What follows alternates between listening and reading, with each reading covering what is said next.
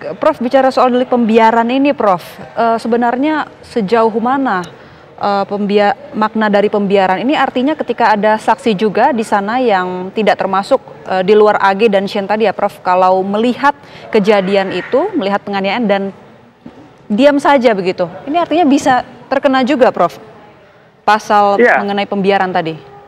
Iya, pembiaran itu memang ditafsirkan secara luas ya, jadi delik omisionis ya.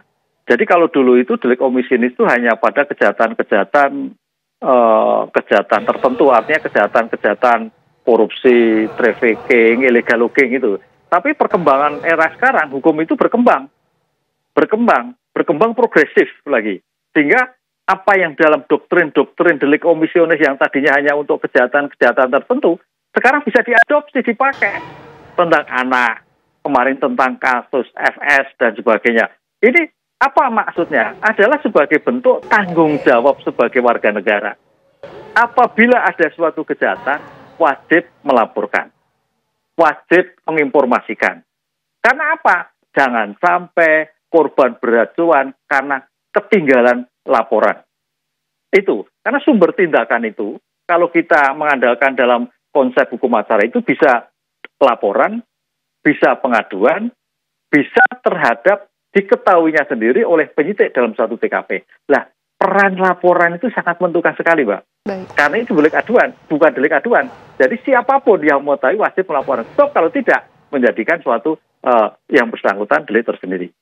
Baik, begitu, Mbak. Prof Hipnu tadi juga sempat menyinggung soal kesepakatan atau meeting of mind antara Shane dan Mario Dandi yang juga harus dibuktikan.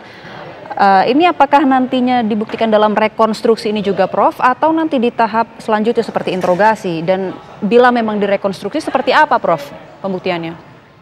Ya, kalau di bidang rekonstruksi nanti dikoordinasikan bagaimana konfrontasi. Nah ini, konfrontasi antara Mario dengan Shane. Apakah antara Mario dan Shane itu sudah ada informasi pembuka di awalnya? Adakah sudah ada dalam arti rencana semula? Apakah sudah ada kehendak yang sama? Itu dilakukan. Jadi kalau memang sebelum terjadi suatu peristiwa Mario dan Shane itu sudah ada, oke, mari kita sama-sama memberikan pelajaran pada ini. Ada David, karena informasi dari AG seperti, bisa jadi. Di sini kuncinya memang, kalau keterangan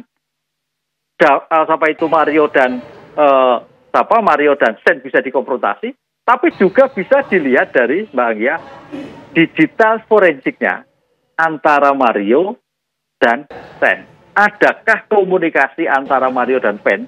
Ya, karena ini kan HP-nya ada semua ini kan. Akan terlihat, berarti ada chatting-chattingan, sudah ada janjian kehendak yang sama untuk adakan suatu tindakan penganiayaan. Lah, itu masuk, Mbak, nanti, Mbak. Jadi, kita jangan sampai hanya mengandalkan pada keterangan Mario dan Shane, tapi bagaimana komunikasi digitalnya antara Mario itu segera mungkin disita dan dibuka saat bentuk komunikasinya. Kalau itu ada, berarti masuk. Kalau tidak ada, berarti ya tidak terbukti adanya suatu bentuk kehendak yang sama. Begitu. Tapi ini artinya apabila nanti ada konfrontasi dan keduanya sekiranya mengakui, Prof, tapi tidak ada bukti, misalnya tadi tidak ada bukti digitalnya seperti chat, ini apakah juga bisa dianggap ada kesepakatan itu, Prof? Bukti chat adalah sebagai bukti pendukung. Baik. Suatu keterangan harus ada bukti yang lain. Jadi kalau hanya pengakuan sementara, dan pengakuan ini mungkin dalam keadaan tekanan akan sangat berbahaya, Pak. Jadi pengakuan yang disampaikan oleh oleh Mario dan Shane itu harus betul-betul keluar dari kehendak yang bersangkutan. Jadi jangan sampai karena tekanan. Karena ini baru masih pra-adjudikasi, Mbak. Nanti kalau di pos adjudikasi, di adjudikasi akan terbuka semuanya. Ini akan kesulitan nantinya. Oleh karena itu dalam keterangan-keterangan di pra-adjudikasi itu betul-betul memang harus memberikan gambaran seutuhnya.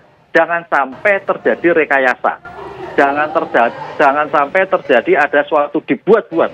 Karena akan ketahuan nanti. Jadi kalau memang antara Mario dan Shane itu memang tidak ada kesepakatan, ya jangan dipaksa-paksa. Kan itu. Kalau dipaksa-paksa berdampak nanti akan pembuktian akan sulit. Kasihan di dalam persidangan nanti.